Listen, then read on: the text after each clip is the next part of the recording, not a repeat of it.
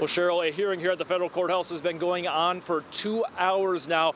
The plaintiffs for this case here at the federal courthouse are the state Democratic Party and Stacey Abrams campaign. What they're asking the judge here to do is rule on 2 items. First, there was recently a ruling forcing Gwinnett County to go back and look at absentee ballots that were originally turned away or not counted because of issues with a voter leaving off their date of birth or incorrectly writing down their date of birth.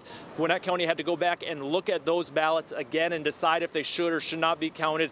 The Democratic Party is asking the judge now apply that ruling to the rest of the state, 158 more counties. They're also asking that voters who voted out of county to have their votes counted for statewide issues, meaning if someone accidentally voted in Gwinnett County when they're a Fulton County resident, they want that vote counted for statewide issues. They say that that is currently already the way that ballots are handled when you vote out of precinct, that your vote is counted for county-wide issues. Now, opposing this is the Georgia Republican Party. There is also lawyers here from election boards around the state.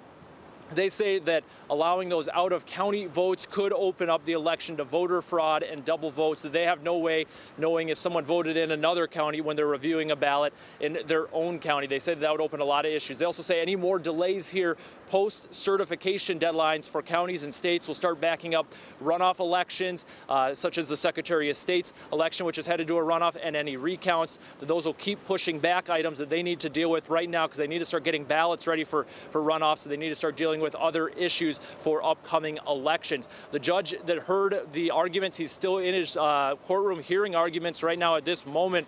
He said he expects to be in his chambers for some time tonight deciding on what he can rule on without really going against previous orders in this election. There's been several of them. He's going through those orders, listening to arguments here, and then deciding what he can rule on. We expect that ruling at some time, but it could be pretty late tonight.